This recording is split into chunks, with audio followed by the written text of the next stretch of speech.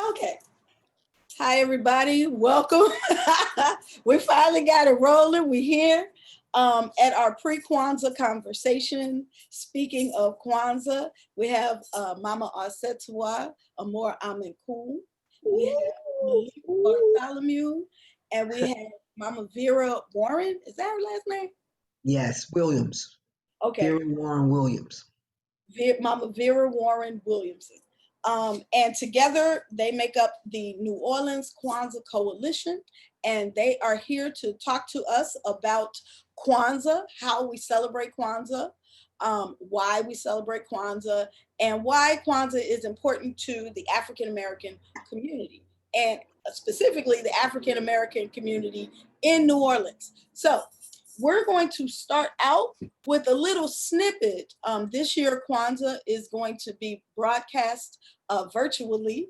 It is the first time due to COVID-19 because we want to be safe, we want to social distance, and so we want to promote that for our community so we can stay healthy. So this year, we have recorded or pre-recorded our Kwanzaa celebrations. You are going to see just a snippet of the Kujichagulia Day recording so that you can see some of the symbols of Kwanzaa, and Mama Ausettua doing a wonderful explanation of some of the principles. So let's see what we got going on.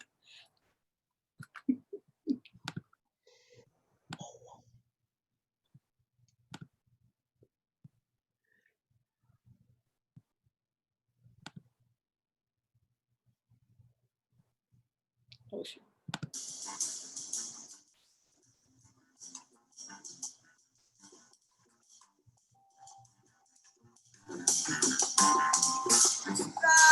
Kwanzaa, celebrate Kwanzaa.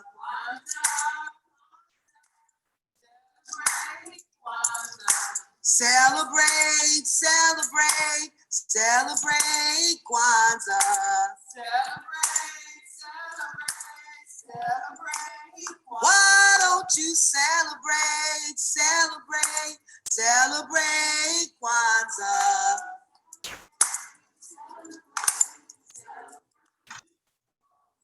Habari gani? Kujichagulia. Yes. Welcome to the New Orleans Coalition 2020 Virtual Kwanzaa Celebration. We've taken every attempt to adhere to the COVID-19 restrictions, and we are bringing Kwanzaa right to you directly into your home. In keeping with the events, it is customary that when we begin our Kwanzaa acknowledgements that we light the candles. The candles represent the 7 principles of Kwanzaa, the Nguzo Saba. First, we light the middle candle, which is the black candle, which stands for who? The people. That's the Umoja principle. Then we alternate from right to left, lighting a candle to correspond with the specific principle. The second principle is Kujichagulia, which is self-determination. Next, we always bring the ancestors into the circle. As an African people and African American people, we understand whose shoulders we stand upon and how important it is to bring them into the circle of the living. Because in Africa, we believe that the living are those of us who are living here now, those of us who are waiting to be born, and those of us who have transitioned on. At this point, I'm going to pour libation. A libation is a prayer or a plea. You should feel free to offer whatever spiritual reverence you have in your home. Today, we're going to acknowledge by saying Ashe, which is a Yoruba word that means give thanks. It also means the same thing in Egyptian, or as we do in the Christian faith, amen, which is an Egyptian word that means so be it. So I'm going to pour libation, and we're going to call out the names of those Black social workers who made valuable contributions to the city of New Orleans, who are no longer with us. Billy Charles, Ashe. Ashe. Dr. Morris F.X. Jr. Ashe. Ada Bell Joshua. Ashe. Brenda Griffin, Ashe.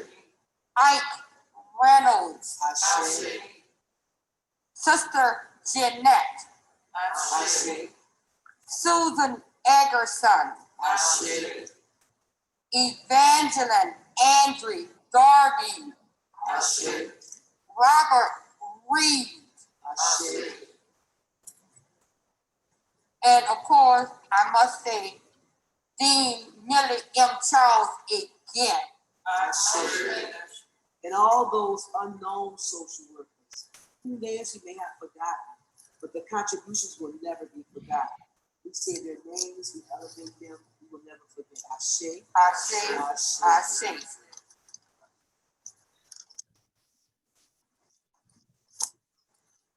Kwanzaa, like other celebrations, has its symbols.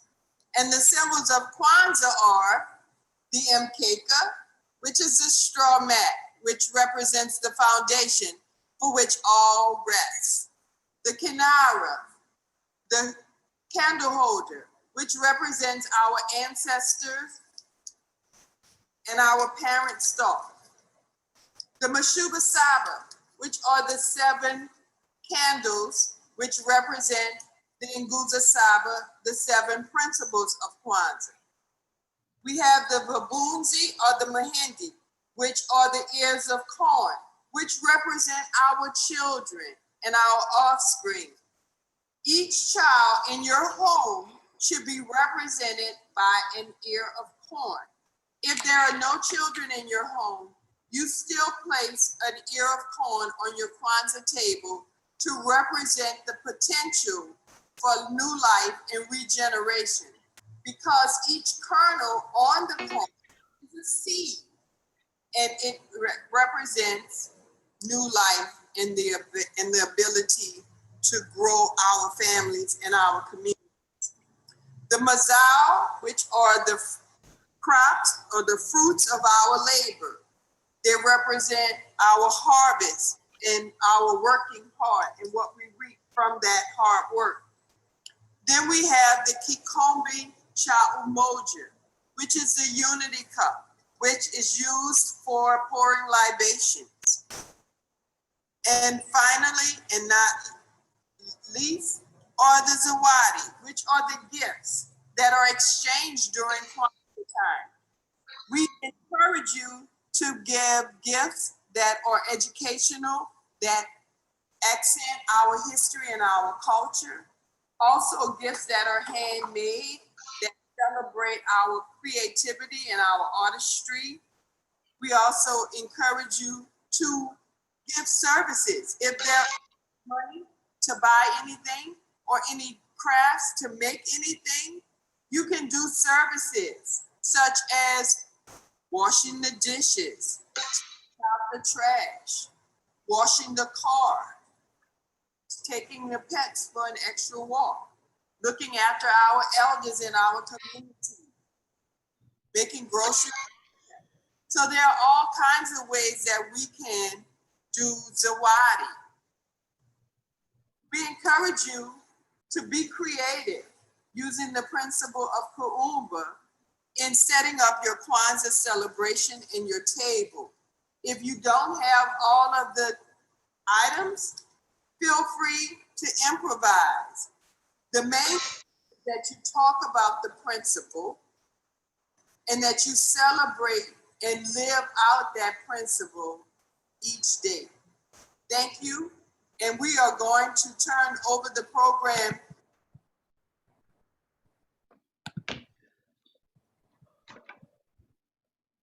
So, I am returning from our video and I must find my participants. There they go.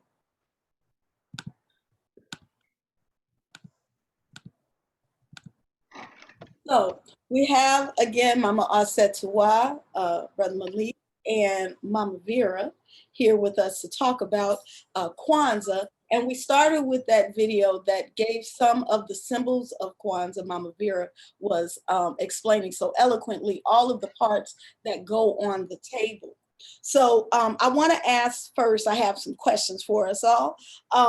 So the first part, I saw where you started with Habari Ghani, and then the audience said Kombucha. Can you explain what's happening there? Mama Ausettua, I'm gonna start off with you. Habari Ghani is a Swahili phrase that means what's the news, what's happening. And traditionally, you say the principle of the day. It's a great way for you to get the principle embedded in your head.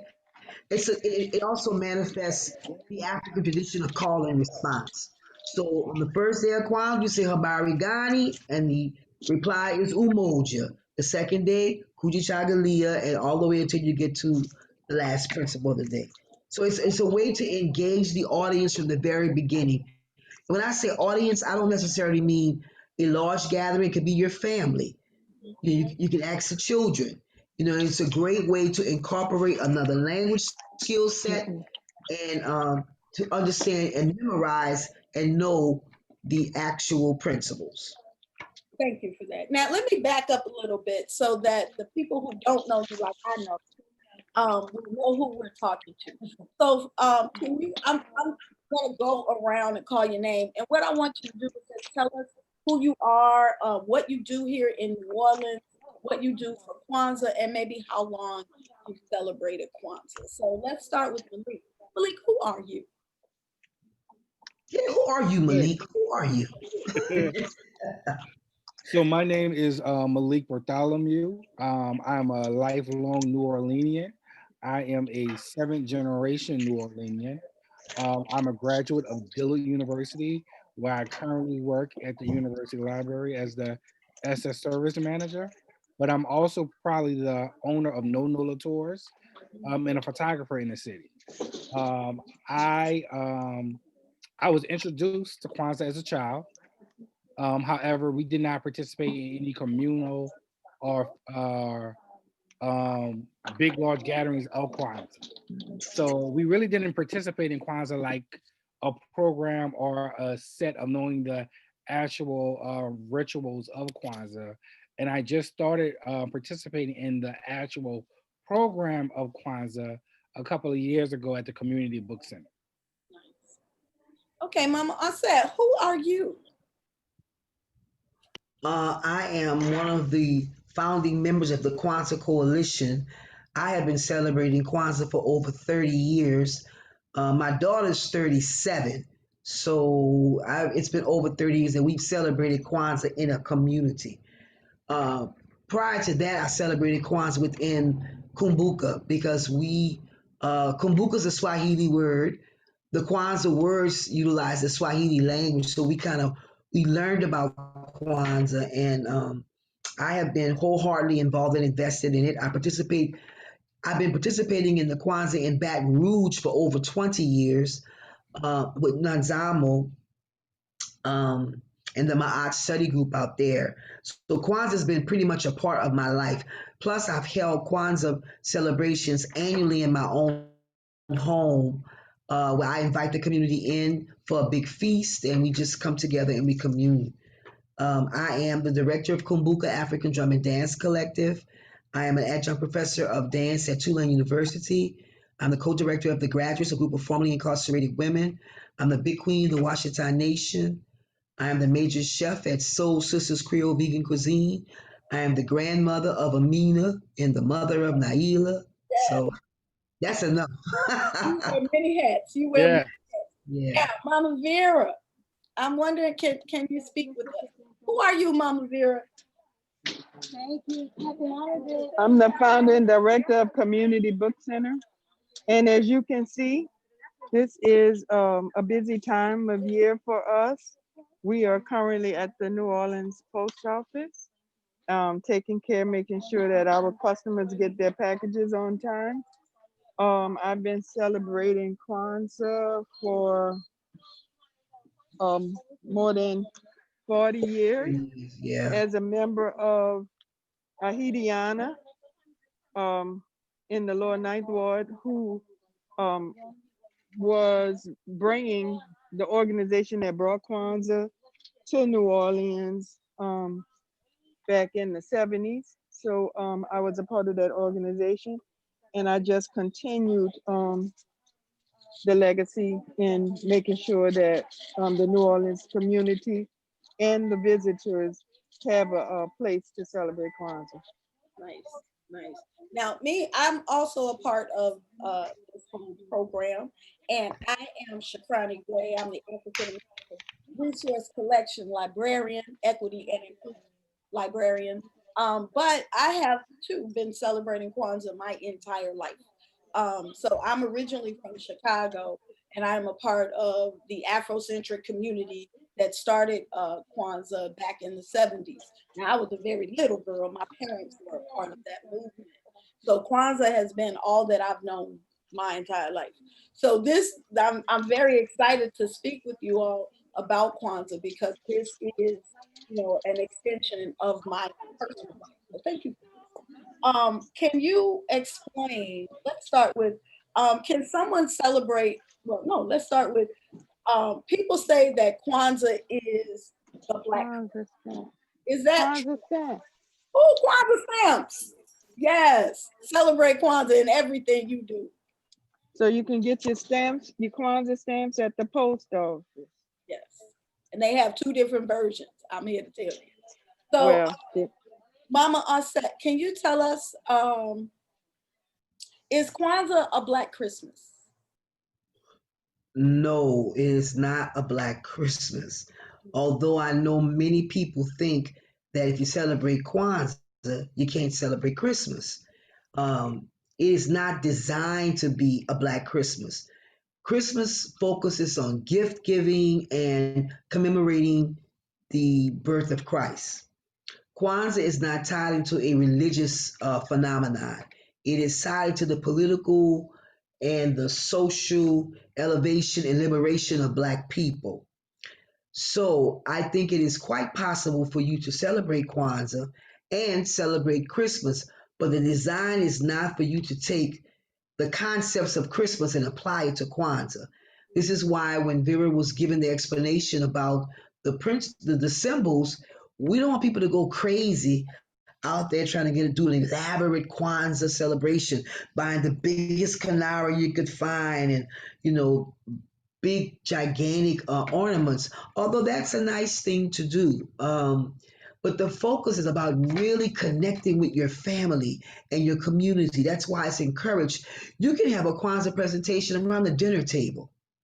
The canard can be set on the dinner table, and you can just talk to the kids on the principle of that day and find ways in which you can manifest unity in your home. And then from your home, it spreads out into your community, and from your community into the world. So it's not a Black Christmas, but I do know that many people tend to associate the woke community with celebrating Kwanzaa, and that we don't believe in any spiritual connections for the holidays. But no, it is not a Black Christmas. So some of the symbols that are come to mind when I think of Kwanzaa, the Kanara, which is the candle holder, and it holds the 7 candles, which are red, black, and green. And when you watch the Kwanzaa celebrations that we pre-recorded, you made a very concerted effort to talk about red is for our blood, black is for our faces, green is for the land. So Kwanzaa to me has all of these symbols that connect us back as a community.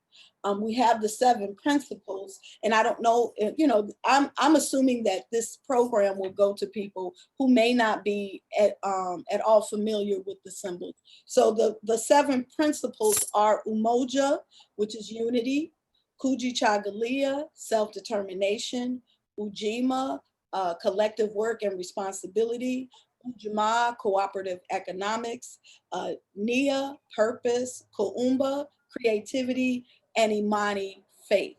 So I'm gonna kick it over to Malik. Malik, can you talk about how you have come to understand Kwanzaa, and do you celebrate it just at the end of the year from December 26th to the 1st, or have you incorporated that in your life? How do you deal with Kwanzaa?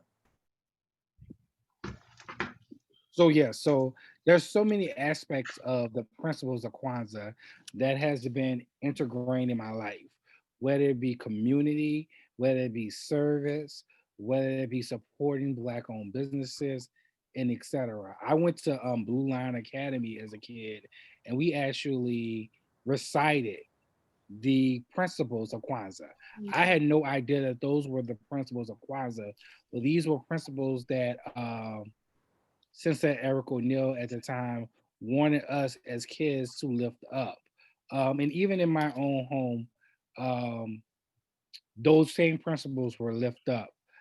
When you start to participate in Kwanzaa, you do it hopefully with the spirit of Kwanzaa is not a set period where it stops after January the 1st, that you are preparing a way for the new year to live in these principles of service, self-determination, faith, purpose. So it's almost a reminder of what you need to be doing throughout the year. So I try to live those principles all throughout the year. Mama Auset, how do you incorporate the 7 principles into your life? Well, I think it manifests in the work that I do. Basically, because a lot of what I do is in the service department. You know, working with formerly incarcerated people, working with children and other young adults, teaching them about African culture and dance. I think it manifests in my daily activities. I'm very mindful, and I purposely uh, try to live my life by incorporating these principles. The principles that we must say, Maulana Karinga, when he came up with this concept, he really drew from other things that was already out there. So this whole concept of we need to come together, that was obvious. We need to be focused on economics and sustainability, obvious. He put the imani in there, the faith, because there's always a spiritual component to what we do. So I think it's important to note that Kwanzaa although it may have been a relatively new holiday, it really builds upon existing practices that always did happen. So I manifest it in the things that I do. I try to make sure every day in my life I'm manifesting that. If anybody saw me on Facebook, I started my own campaign to support Black businesses. It was called Buy Blackjack. I was just going to businesses and then doing a live feed because I was like, this is something that I can do. I'm not an organization, but I wanted to get the word out about these Black businesses because I make it a point to try to keep my Black dollars with Black people. I don't just say it, I actually do it. So I don't mind going the extra mile because it may not be convenient. I don't mind spending a little extra money because it might cost a little more because it is important that we do this. So I think for me, it's about being a part of my life, everything that I do. So, and of course, I'm so creative, but people always think Kuumba is about, the arts. And yeah, that's a part of it, but it's really bigger. That concept is much larger than that. But yes, I try to incorporate it into my life. And it's big work. Liberating our people is big work. People need to understand that you can't ever take a break. It's always something to do. It's always a need. We have our elderly, we have our young people, we have health, we have housing, mass incarceration. I mean, it's endless. So we just got to do the work. And the principles allow us to have a blueprint to do the work. And that's one thing I really like about celebrating Kwanzaa. When I was coming up in the 70s and 80s, Kwanzaa really, the programs made a big effort to talk about those issues, mass incarceration, education, or the lack thereof in our communities, and how it giving resources to parents, really focusing on the children, giving honor to the elders. And so it was a very multi-dimensional celebration that included all aspects of the community. Now, again, I'm saying we are targeting people who may not have celebrated Kwanzaa before, and they're interested or curious how it works. So if someone is trying to celebrate Kwanzaa in their lives, in their homes, with their families, what are some of the things that they need to do? Anybody?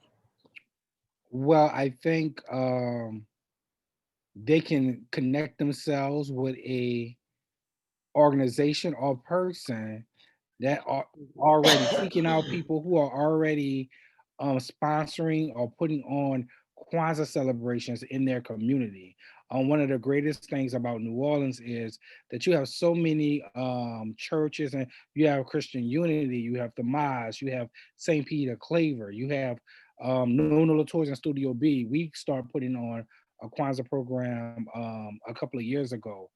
You have Congo Square Preservation Society, you have Ashe. So you have a lot of sources of people. There typically there used to be one at the Treme Center. So you have so many people who are knowledgeable about what it is to celebrate Kwanzaa. Also, reading. The Community Book Center is a great resource that carries a lot of information, whether it be books by Dr. Karinga that explains and break down not only why we celebrate Kwanzaa, but the principles of Kwanzaa and the things you may need to celebrate Kwanzaa. But Kwanzaa is not about the setup. You know, I don't want to emphasize you having the setup or whatnot, but really it's about reflecting on the principles and family and friends coming together. Yes, yeah. Oh, go ahead, Mama Auset. No, I just wanted to add, Malik is absolutely correct, but I want to say to people out there, do not be afraid. You know, the Swahili language may feel funny to you. I can't pronounce them words, right? In most of the books that are sold about Kwanzaa, they have a phonetic breakdown on how you pronounce it. And if you don't feel comfortable, just say the English word.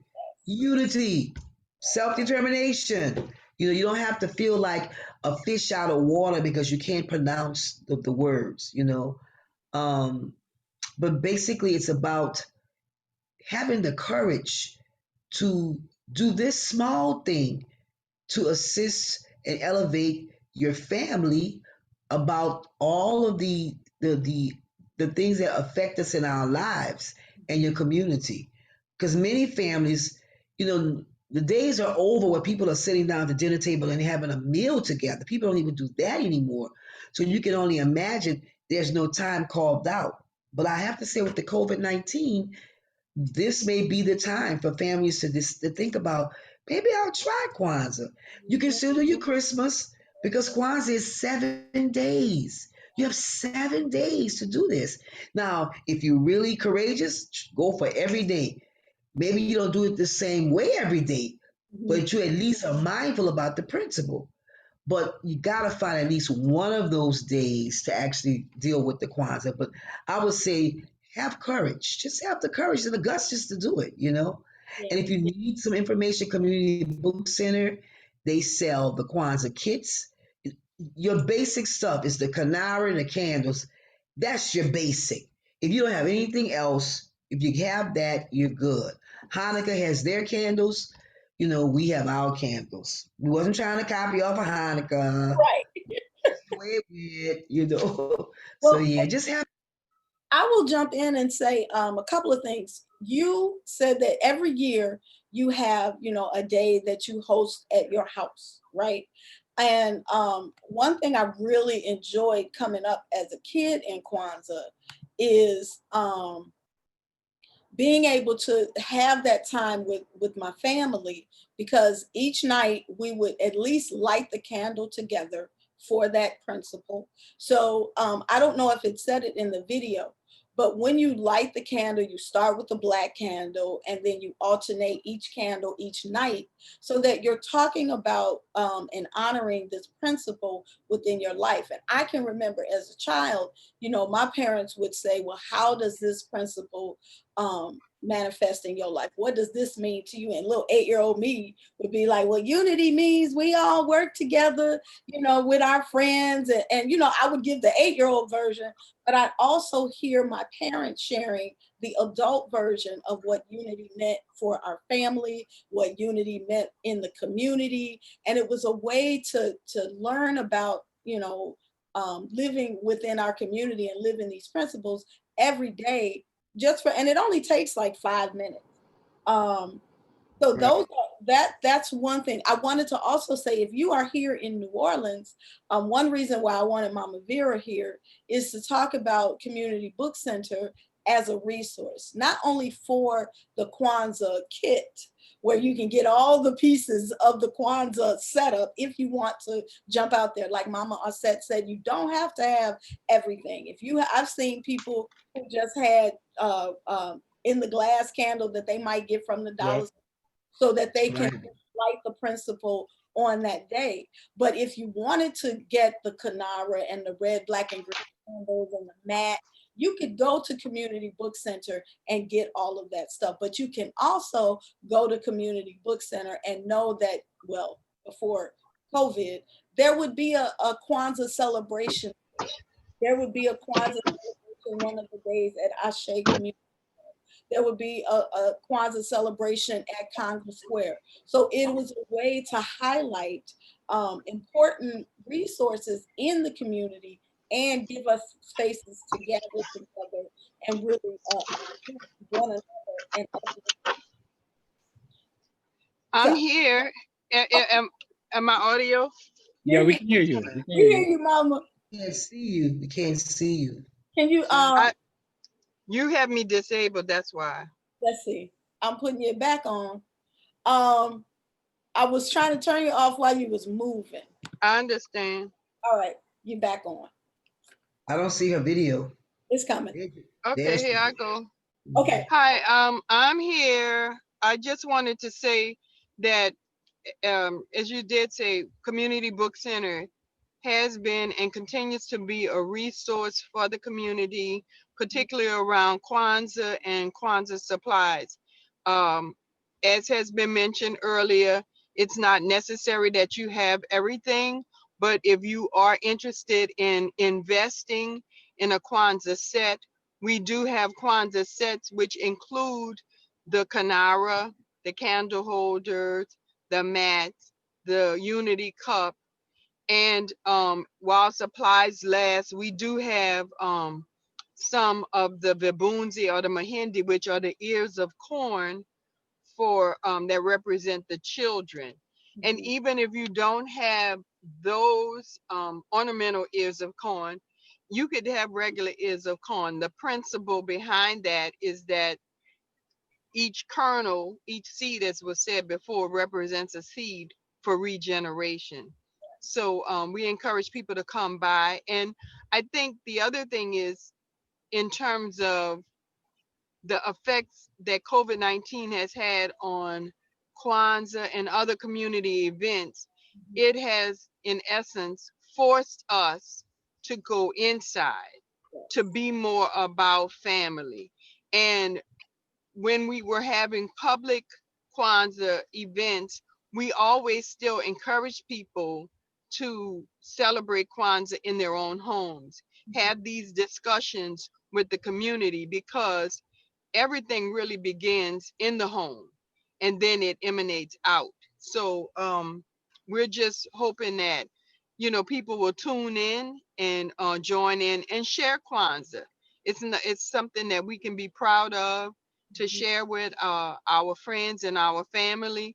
Even if we may not know a lot, they may know less. And then you can share and everybody can learn and grow together. Now, I want to ask a question. I just want to just interject that, you know, also the spreading of the spirit of Kwanzaa.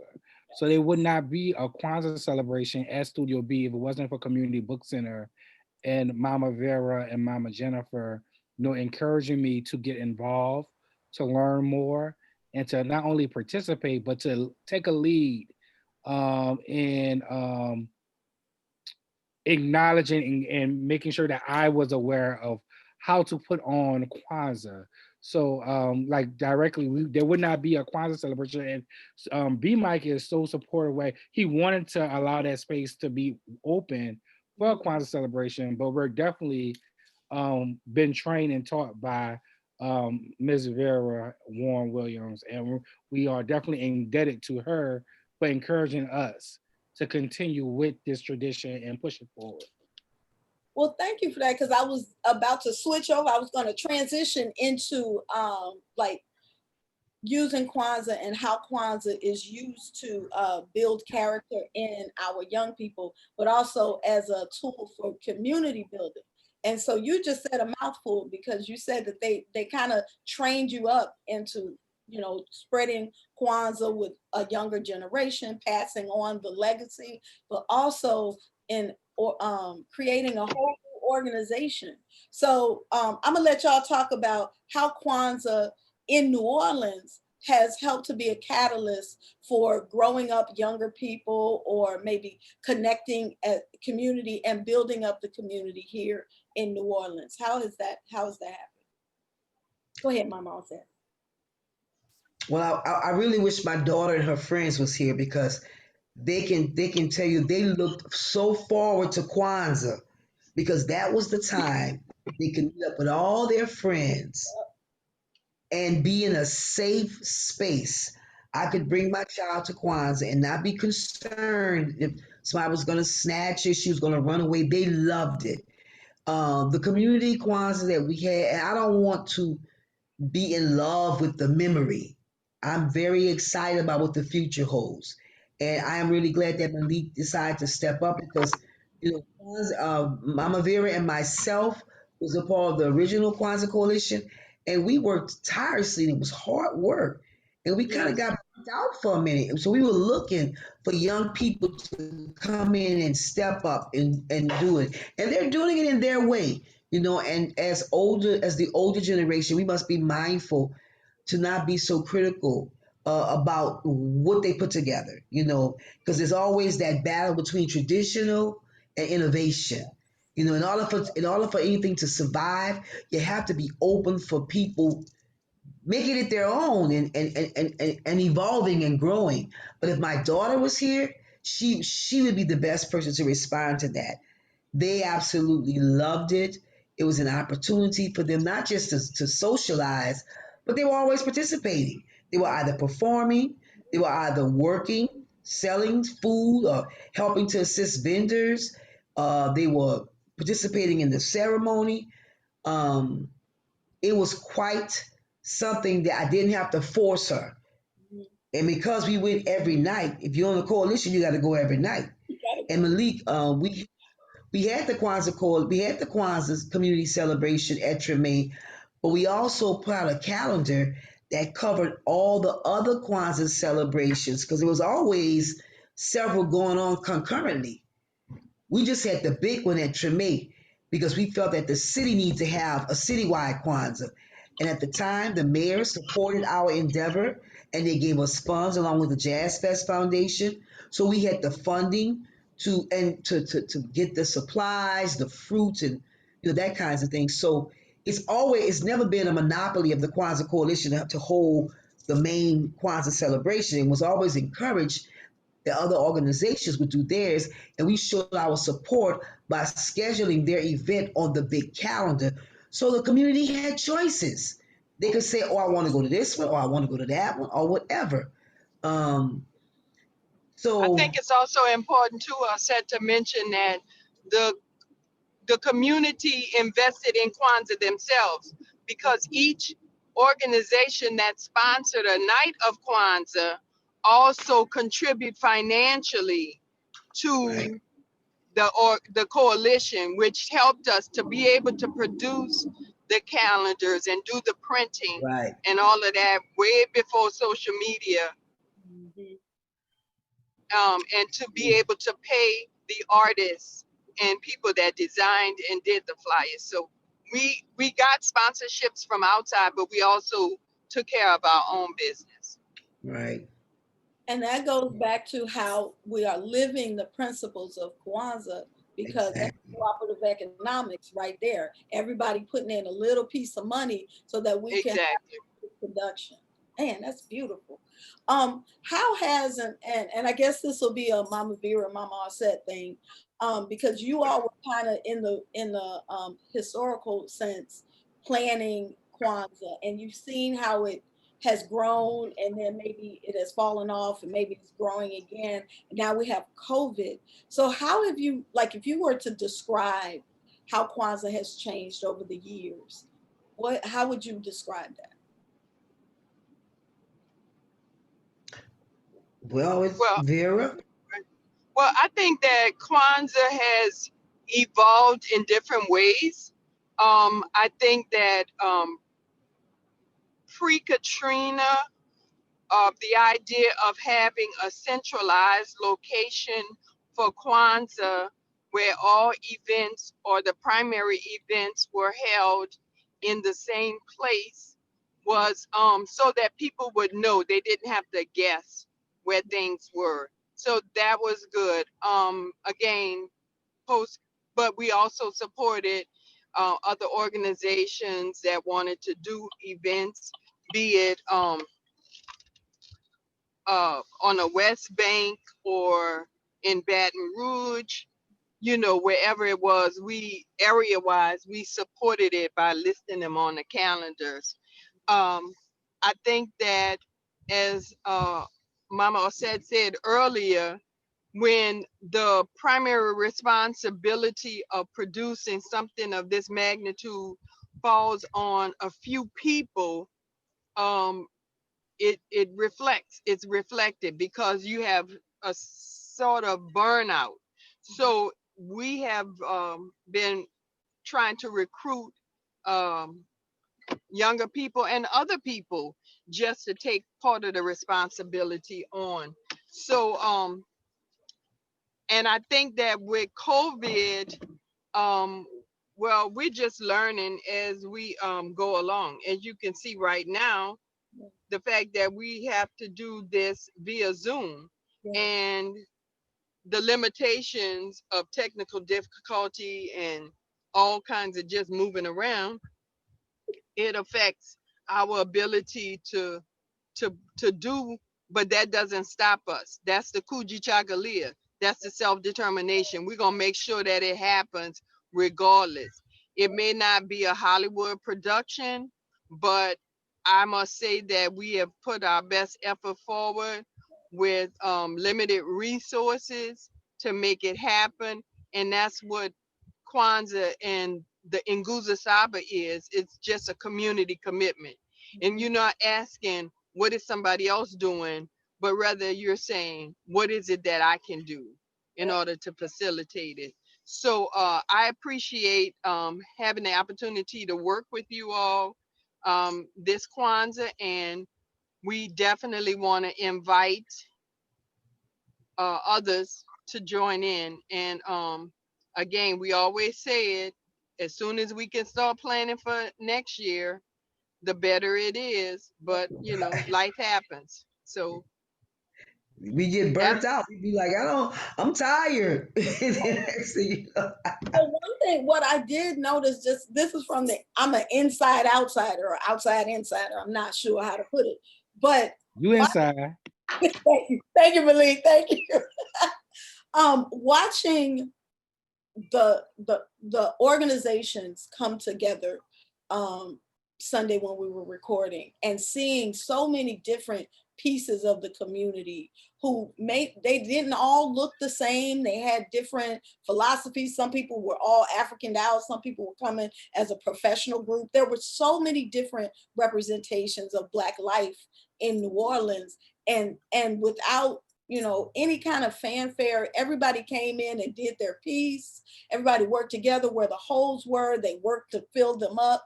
I watched how behind the scenes, people were putting in money. People were, I got a poem, I got a song. That to me is really what Kwanzaa is about. It's a community event. It's a community celebration. And, now that we have COVID-19, because like when I was coming up, everybody would either come to one space or they would be in these smaller spaces, but they would be together as a community. So now that we can't gather, like we're used to gathering, how do you see Kwanzaa evolving so that it can be, safe? Well, I think Mama Ausettua and Mama Vera did a great job in leading us in all the planning, making sure that we stay safe. And that's why we are presenting the first virtual Kwanzaa. And I think, I think there is going to be a time where we gather and come together. But I think at this point in time, staying apart is keeping us strong and healthy. And at the same time, I think the way we are presenting this new platform, it probably reach more people That's true. and going inside of their homes where they can participate with us via the internet, via social media, and watching our virtual Kwanzaa. And by doing it at their home, maybe in a place in a space where they'll be comfortable when we do open back up and we can get together, I think it's going to be even greater numbers. So I think this virtual Kwanzaa is going to have an impact bigger than what we can expect. I agree. Mama Onset, what you think? Yeah. Oh, I totally agree. I knew that we could not do a physical Kwanzaa. The thought of saying, well, we're going to make it small. There's no way you could do that. So the virtual concept was great. But we're so grandiose. We didn't just say, let's just do one day. No, we want to do all 7 days because that's how we roll, right? But we did it, and I'm very excited about it because, like Vera said, we were learning as we were going. I want to take this point to give a big shout out to the Gian from the New Orleans Black Film Festival group because I just don't know where we would have been without him. Yes. He was so calm and patient and just okay, cool, that's it, yeah, fine, yeah, okay, cool. The fact that, like you said, everybody just came together and did what needed to be done. It kind of reminds me, like, because I grew up in the church. In the church you have all kind of programs. There don't be no stellar productions. You can sound horrible, but they gonna go, amen, baby, yeah, baby, they gonna clap for you. So I always thought that Kwanzaa had that feel to it, although I do like the fact that we have professional artists that are involved, right? I would, I do want Kwanzaa. I do not. This is just me personal. I'm not interested in the Hollywood production of it. I don't want to walk in there and feel like, I'm on Broadway's Kwanzaa. I still want to have that community feel to it, where people are accepted for who they are, and there's no judgment about what happens. The children are there, the elders are there. I will say that COVID was a blessing in disguise in many ways. Last year, we decided to do the Big Kwanzaa again. We did it, and we saw from the response that people were missing it. They were like, we really want this, right? So then here comes COVID-19.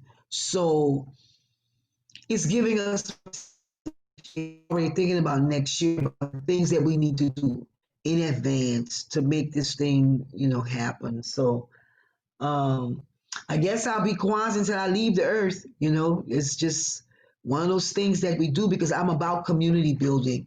I am a liberation fighter, revolutionary, and we need to be mindful that you can do this on all levels. You can be the Black Panther Party and be a liberator. You can also be a Black social worker and be a liberator. So I think Kwanzaa is about us accepting what everybody brings to the table.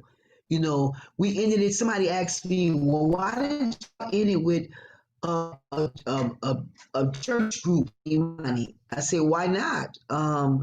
We're not trying to tell people what to believe in, but the reality is the Christian community is a very large part of the Black community. And the principles are still the same principles, coming together, working together, having faith and inspiration on that. So I may not be a Black Panther or a social worker, or a member of any other organization. That's what makes Kwanzaa Kwanzaa, all the diversity within the Black community. And it should always reflect that. I would never want to see Kwanzaa look like a monotone kind of a thing. Matter of fact, Shukrani, I wish you had been here during the heyday because the Nation of Islam always did Nia. And when you walked in the place, you smelled the fish because it was frying fish. Yes. Oh yeah, they was frying the fish, baby. But now at Nord, you can't cook in the premises. We cooked Yeah. every Kwanzaa, and people came there to look for that. And it also gave the Nation of Islam, I'm just going to use it for an example, an opportunity to impact people who they normally wouldn't impact because they wouldn't be going to their mosque, but they would come to Kwanzaa. So it was awesome. The diversity is a beautiful thing. And I think when we understand that we're more interdependent, Yeah. we're more, it's okay to be different. We just got to accept that it's all interdependent. I think So it's that's what And it was coming for that fish too. uh, that fish. right. It's coming for that fish, babe. Oh yeah, they want that. They wanted some fish sandwiches. Yep. And I think that's universal because we had the fish. You always had sweet potato pies. You always had greens. You always had vegetarian food. Wait, bean pie. You always had the bean pie. We had bean pies Yep, too. bean pie, boo. Mama Vera's Well, trying to get in. She can't get in. Let me pull her in. Oh, okay. I know So on that last day I'm cooking black eyed peas and cornbread. So Ah, you know how to cook black eyed peas, Malik? You know how to cook black eyed peas, Malik? yes, I know how to cook black eyed peas. we gotta uplift the younger generation. Make sure they know how to cook black eyed peas. But I wanted to piggyback on you, Mama Ausettua, when you said COVID has been kind of a blessing in disguise because one aspect of Kwanzaa that I think we were kind of losing, and I'm speaking from my perspective, is that family, smaller celebration. People were Right. going out to the bigger events, Right. but they weren't so much doing it in their homes. And I think us it being virtual, but also, us having to stay in groups of less than 10 or less than 8, it really gives us a opportunity to celebrate Kwanzaa in that smaller, more intimate way with our families and really to focus on how are we using these principles in our lives? How are we celebrating the successes that have happened during the year? How can we be of service? How can we support Black businesses? All of that. I appreciate Mama Vera being a resource for Kwanzaa to continue in the community because she couldn't just be a business, but she incorporates the 7 principles into her business model. That's Kwanzaa all day long. Mm-hmm. So now here I'm going to ask the big question. You've kind of touched on this question, which is Kwanzaa incorporates all aspects of the Black community, of the African American community, including Christian people, professional people. You don't have to be part of this one little piece. However, can white people celebrate Kwanzaa? Did I lose my Ausettua? No, I'm right here. I Oh, was okay. somebody else answer before I answer. You was waiting. Answer, Malik. Go ahead. Were you praying, Mama Ausettua? But you are the elder, so I was gonna wait. Oh, Oh, I love the way you did that, Malik. Well, here's the reality. The Black community has long had white supporters of our liberation. That's nothing new. So white people who want to be in the midst of assisting or coming to support us in our Kwanzaa presentations, we've always had that. We've always had white people to come to Kwanzaa. Um, Kwanzaa is a Black celebration. The target audience are people of African and indigenous uh, origins. However, the concepts which are really projected for our liberation and our elevation, because we are the kind of people that we are, and especially if we're holding it in a city facility, we can't kick them out, right? Right. I'm just saying that's just a political reality. But we've always, Black people, not just in New Orleans but all around, have always had a contingency of white people or people of European descent who assist us. And some people have issues with this. Some people have problems. They don't want them to come. It's like, well, why can't we just have our own thing just for us? Well, do it in your house. Because if you have it in your house, then they can't come to your house. But if you go into something offered citywide and a community wide, they're going to show up. We as Black people go to a lot of majority white events all the time.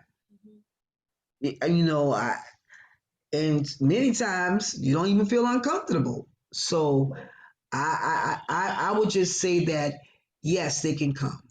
Yes, they can come. Yes, they can support.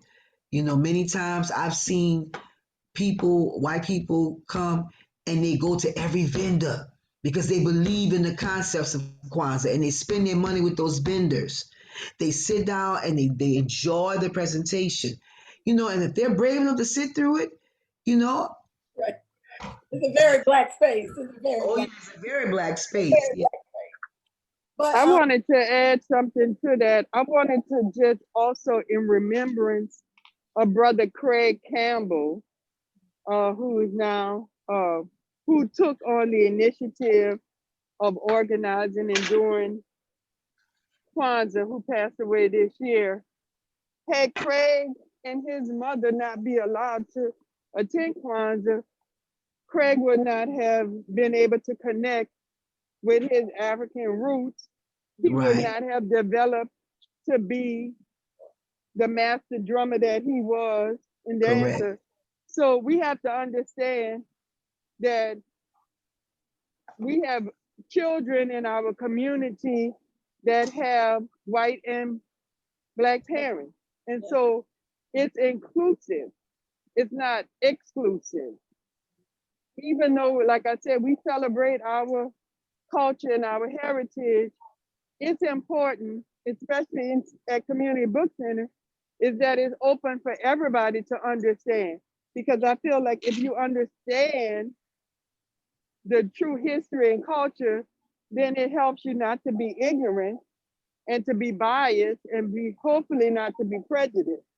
So I think that in situations like Kwanzaa, where it is public, it allows people to learn and to grow. So I think that if we have an opportunity to do that, I would not exclude anyone. Correct. Yeah, I would just like to add that at Studio B, all peoples have been welcome to sit through and participate in the Kwanzaa program. However, Kwanzaa is about lifting up principles, and that principle is for the liberation of African people of the diaspora.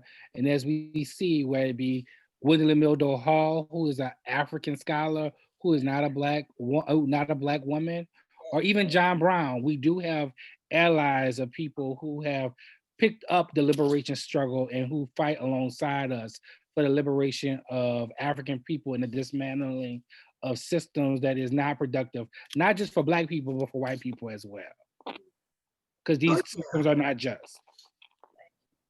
I mean, the event from today, where the commemoration of Robert Charles, the erection at Aretha Castle Hill and Martin Luther King. Robert Charles was killed by racists in the 1900s in New Orleans. The effort to get that up was a diverse effort of people, both Black and white together, that worked tirelessly. The New Orleans Legacy Project, I got to give them big ups to that, because many people had feedback as to why they had to be involved. Well, sometimes the commitment, they are willing to do the commitment and take the long road to it. So sometimes we have to look at the bigger picture. We have to look at the bigger picture in terms of this fight that we're on, this struggle that we're on, and who really is helping us, who really is there for us, in our because we have a lot of education to do in our own community. amongst our own Black people. That's why Kwanzaa is so important. It is a way to get the masses, to get down to as many people as possible about what we need to do to fix the ills in our community, right? So if we can get someone to understand how important it is, not just to support Black businesses, but to come together in unity, then maybe it might make a difference in this crime problem that we have, where the perpetrators are people who look like us, who are committing crimes against people who look like us. So it's really it's a layered issue, but at the end of the day, you gotta be honest. Um, we're not going to get out these problems with just us. It's going to take a global effort, diverse people to help us elevate ourselves.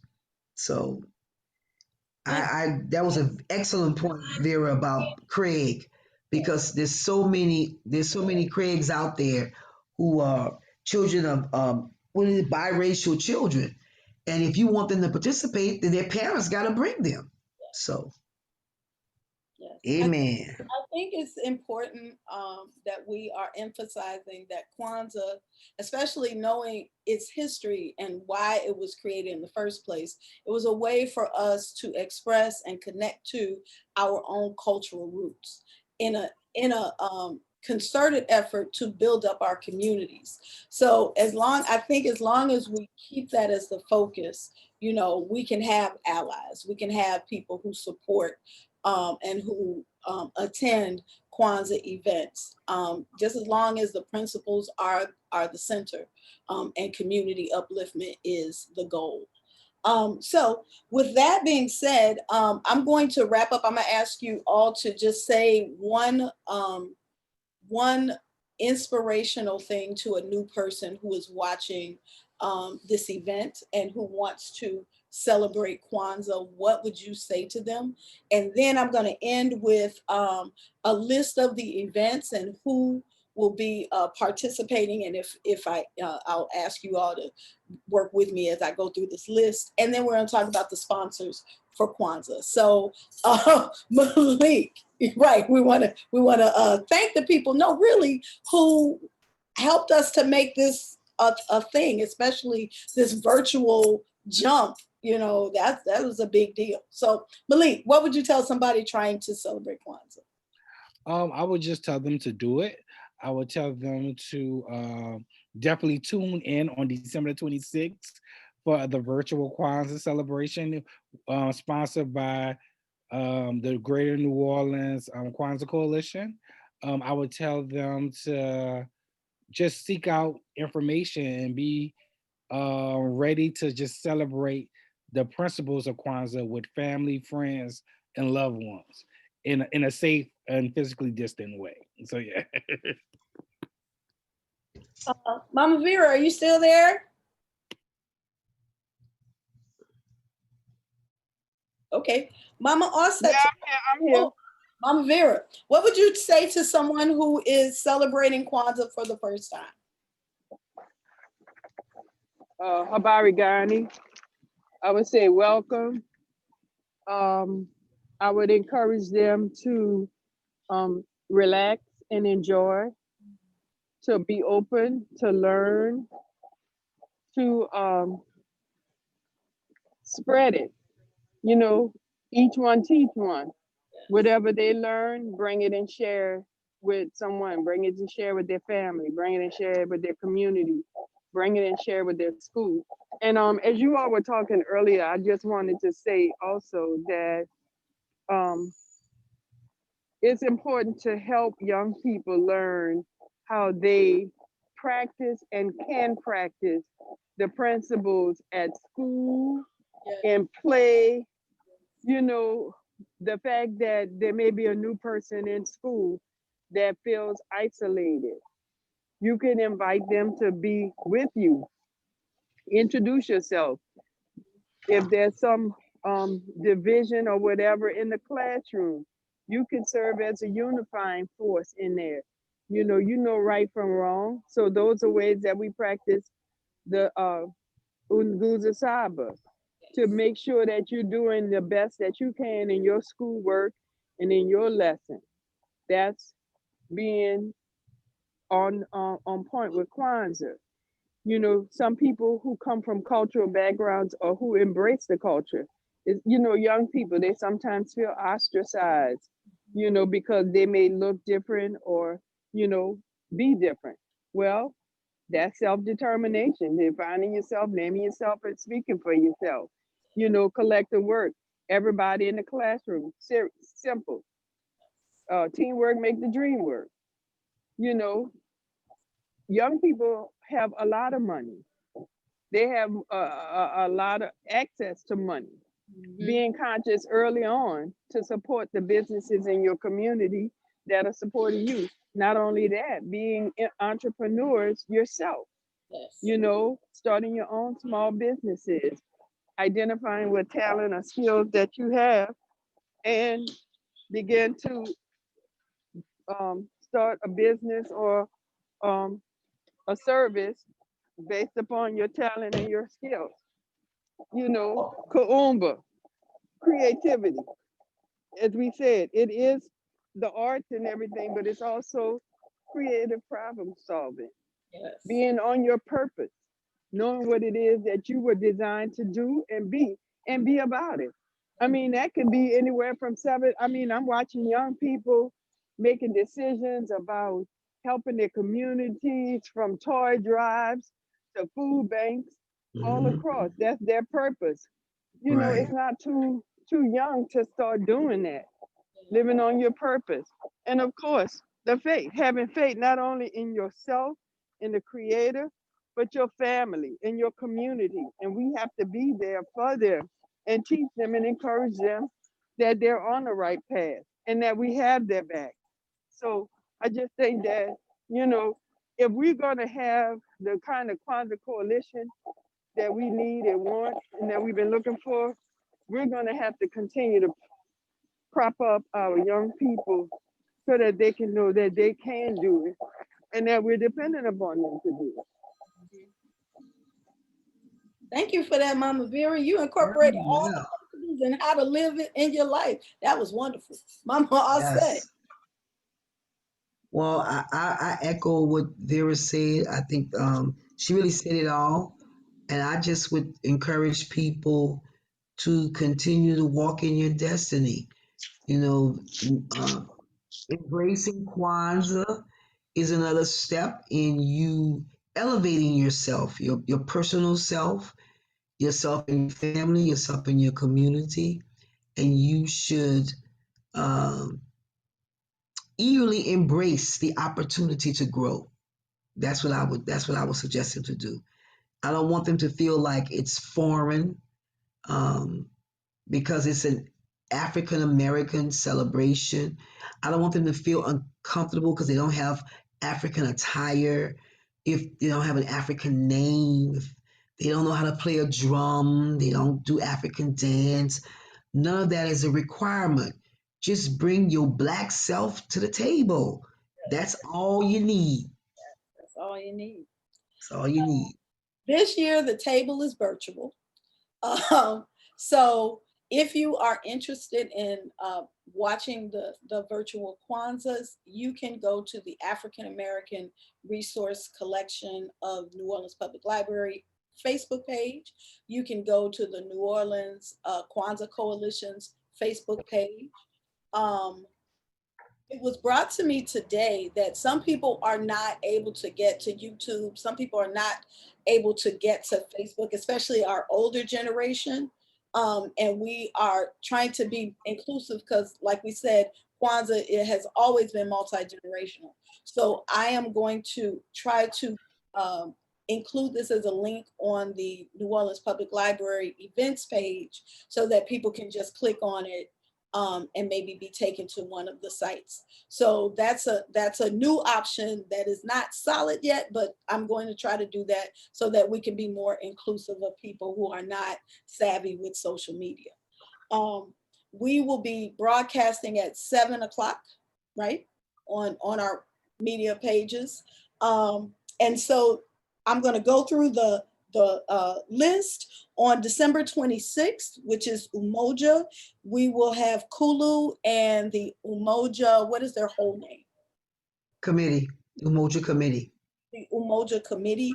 December 27th is Kuji Chagalia, and that will be the Black social workers. On December 28th, that's Ujima, and we will have the Black Panther Party. On December 29th, that's Ujima, we will have Sea Freedom, whose organization is Who's Coming With Me, and the Ujima, what is their name? Cooperative Development Corporate, CDC, yeah. Ujima EDC, Ujima Economic Development Corporation. There you go, Ujima Economic Development Corporation. On December 30th, that is NIA. It's going to be Shaddai and et al. So that's a group of professional performers who will be doing something for NIA.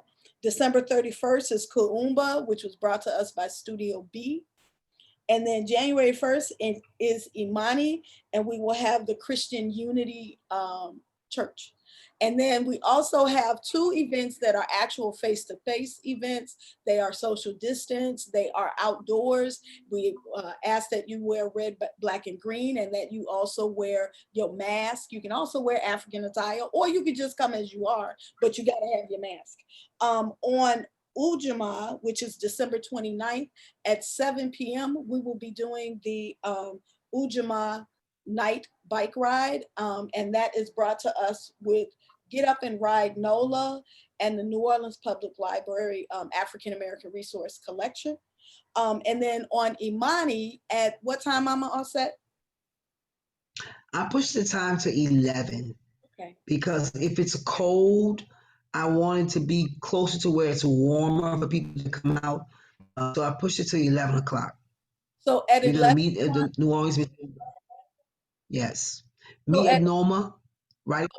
We're meeting at Noma. At 11 o'clock at Noma. And people will have the opportunity to walk or run or skate or ride a bike around the small track, which is called the Big Lake, or the back track, which is called City Park Greens, where they usually have the festivals at. Nice. So it's a community walk. And like Mama Auset said, walk, run, you can ride your bike, and we're gonna meet at Noma in front of the museum at 11 o'clock. And again, we ask that you wear something that shows that you're supporting Kwanzaa, either red, black, and green, bring yourself, or wear your African attire, however you would like. And last but not least, I want to talk about our sponsors, because our sponsors helped us to put together the programs to pay for the videographer and the editing, and get some of the supplies that we will be using for the bike night and things. So the first sponsor is the New Orleans Kwanzaa Coalition, who put all of this together. Thank you so much. Then we have the New Orleans African American Resource Collection of the New Orleans Public Library. We have Community Book Center. We have Kombucha Dance and Drum Collective. We have NOLA Tours. We have the People's Institute for Survival and Beyond. We have Get Up and Ride NOLA, the Friends of the New Orleans Public Library. We have Show Fresh Sustainable Foods. Ooh, they tried to get me with that one. And we give a special thanks to Black Film Festival of New Orleans and Ashe Culture Center for allowing us to record, for providing us with the services to record the Kwanzaa, and for helping us to do stuff that's going to be in the future and beyond for Kwanzaa. Again, I would like to thank you all so much for sharing. Can you also say that it's going to be available on the Kwanzaa Facebook page? They can watch. Yes. Yeah, I said you can go to the AARC Facebook page, you can go to the Kwanzaa Coalition Facebook page, and hopefully, keep our fingers crossed, you will also be able to go to the New Orleans Public Library events page and just click on one of those links.